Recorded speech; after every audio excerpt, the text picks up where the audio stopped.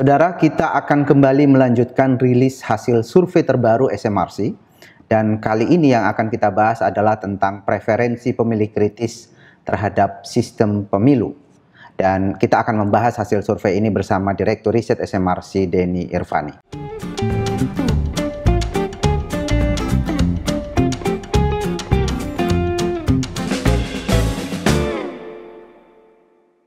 Mas Denny, salah satu hal yang banyak ditunggu oleh publik di tanah air, terutama mungkin para politisi, adalah tentang sistem pemilu. Apakah kita akan mengubah sistem pemilu dari proporsional terbuka menjadi kembali ke dalam sistem proporsional tertutup? Dan pembahasan ini sedang dilakukan di Mahkamah Konstitusi. Tetapi yang mungkin yang butuh kita tahu, publik sendiri menilai persoalan ini bagaimana, Mas Denny? Silakan. Baik, Mas Aidiman, terima kasih. Ya, ini isu yang sangat krusial, sangat penting.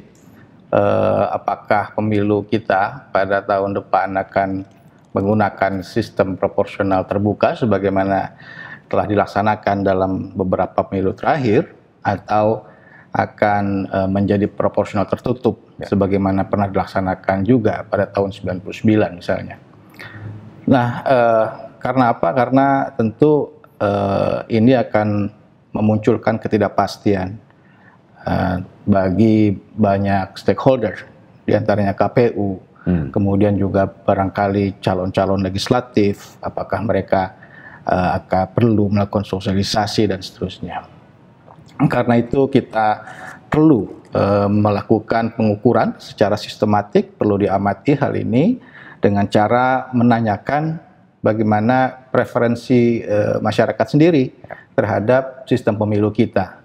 Mana sistem yang lebih diinginkan oleh warga, apakah proporsional terbuka, di mana warga itu pemilih akan memilih calon dan atau partai sebagaimana telah dijalankan dalam pemilu-pemilu terakhir kita, atau hanya memilih partai saja.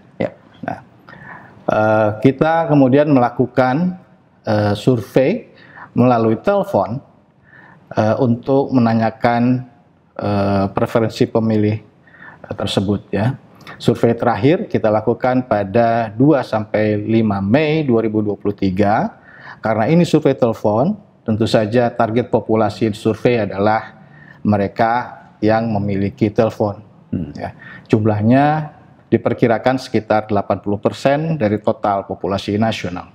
Sebelumnya saya perlu jelaskan bagaimana survei telepon ini dilakukan. Survei telepon kita lakukan dengan metode RDD atau Random Digit Dialing, dengan memilih sampel melalui proses pembangkitan nomor telepon secara acak. Selanjutnya kita lakukan validasi terhadap nomor telepon yang dibangkitkan tersebut, kemudian dialing dan screening sedemikian sehingga hanya mereka yang merupakan warga negara Indonesia yang berusia 17 tahun ke atas atau sudah menikah yang kita lakukan proses wawancara. Dalam proses survei telepon ini, dalam survei terakhir pada 2-5 Mei 2023 ada 18.343 nomor telepon yang dikontak, kemudian dari sana kita peroleh ada 2.098 pemilik telepon yang mengaku sebagai warga negara Indonesia usia 17 tahun ke atas atau sudah menikah. Dan selanjutnya ada 925 responden yang berhasil kita wawancara sampai selesai. Nah, survei mengenai preferensi pemilih terhadap sistem pemilu sudah kita lakukan beberapa kali.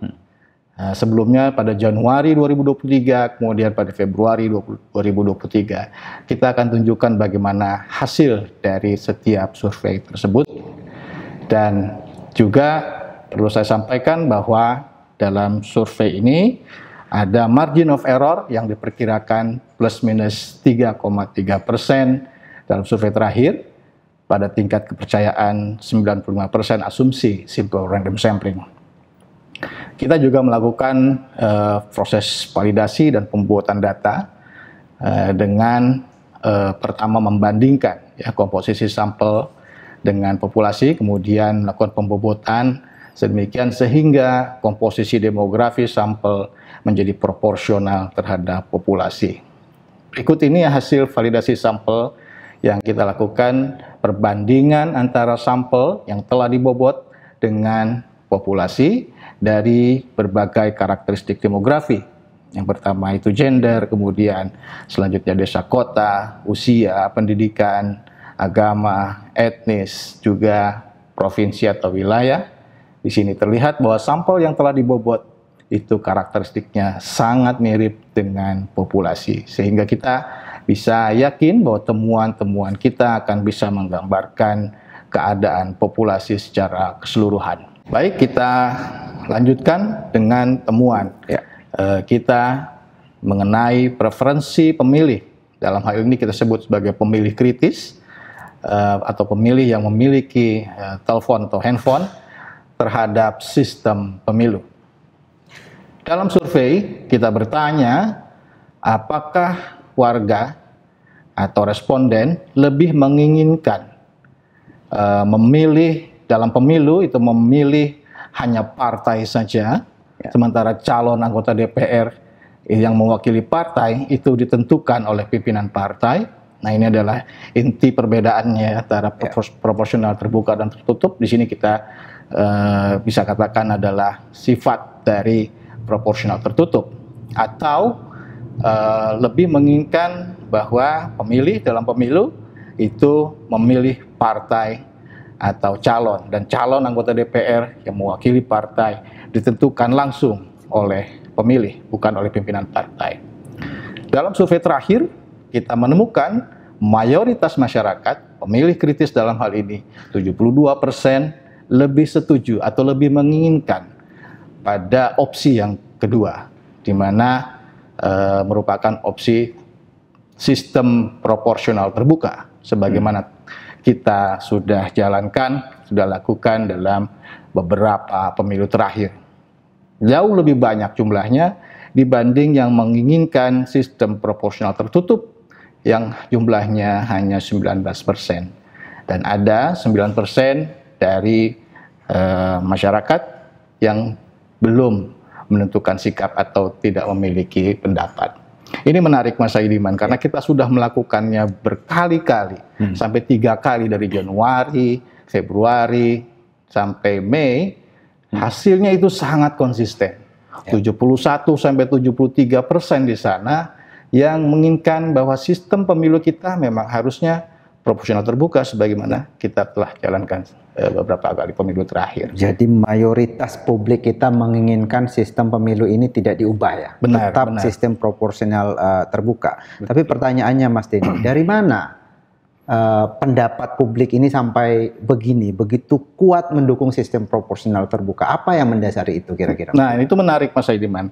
Kita kemudian menanyakan ya pertanyaan lain tentang keterwakilan mereka masyarakat dengan anggota DPR atau partai politik. Ya, kita bertanya persisnya begini: sebagai pemilih dalam pemilihan anggota DPR, apakah ibu atau bapak lebih merasa diwakili oleh orang yang ibu atau bapak pilih sebagai anggota DPR, atau lebih merasa diwakili oleh partai politik asal anggota DPR tersebut?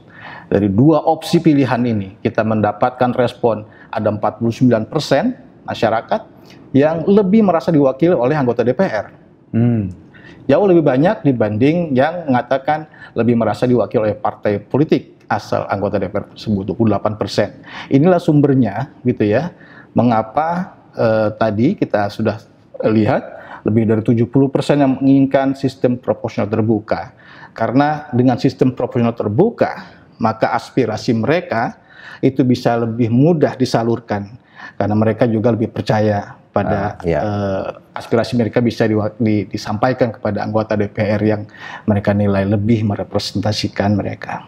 Jadi suara mereka langsung direpresentasikan oleh anggota dewan itu sendiri, bukan oleh partai yang diwakili oleh anggota dewan itu.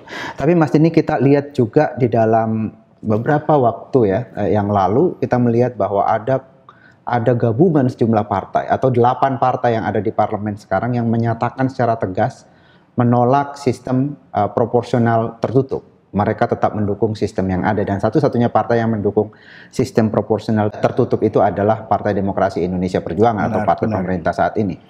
Apakah perbedaan sikap elit ini itu tercermin di dalam masyarakat. Sikap masyarakat sendiri atau pemilih dari partai-partai itu sendiri bagaimana? Oke, untuk menjawab pertanyaan itu kita melakukan analisis data yang kita sebut dengan cross tabulasi. Ya. Bagaimana persepsi atau preferensi dari masing-masing pemilih partai politik terhadap dua sistem pemilu ini.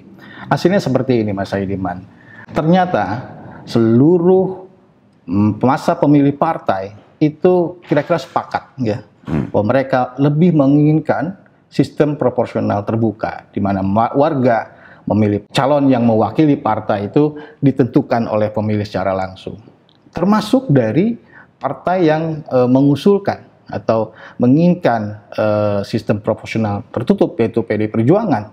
Kita lihat di sini, Mas Saidiman, ada 73% dari pemilih PDI Perjuangan yang lebih menginginkan sistem proporsional terbuka.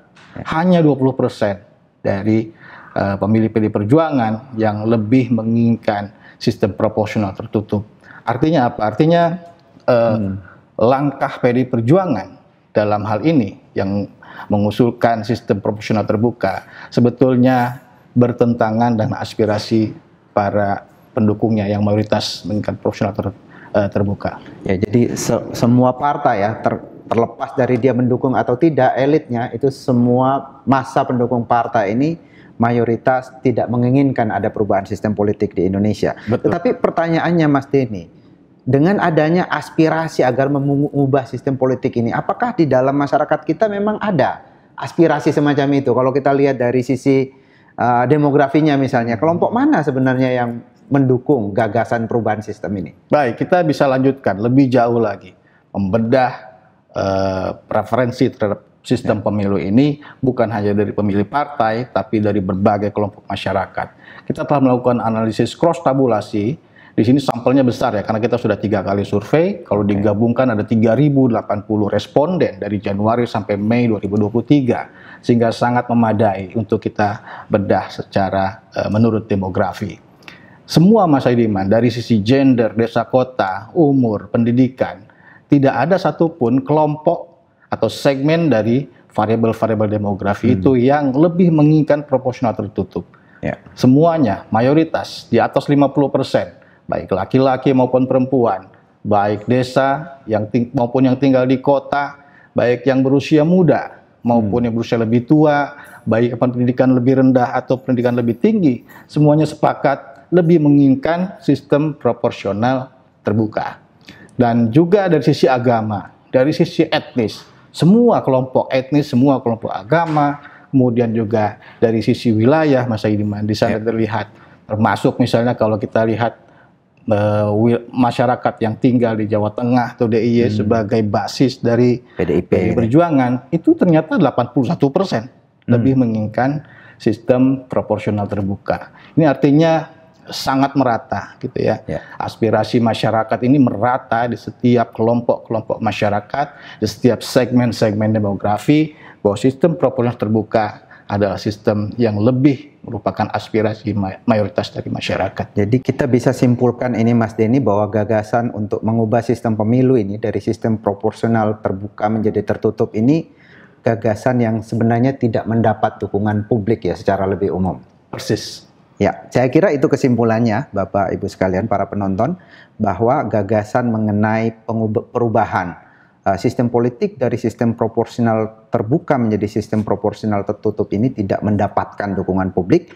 Mayoritas publik ingin mempertahankan sistem yang ada sekarang. Bahkan, tadi disampaikan oleh Mas Denny, bahkan masa pendukung partai yang menginginkan perubahan sistem ini juga tidak menginginkan perubahan itu. Dan kalau kita tanya dari mana aspirasi publik ini, kenapa mereka begitu ingin tidak mendukung gagasan perubahan sistem ke sistem proporsional tertutup itu, karena ternyata di dalam masyarakat kita memang mayoritas mereka merasa lebih diwakili oleh anggota DPR dibanding diwakili oleh partai politik asal anggota DPR itu.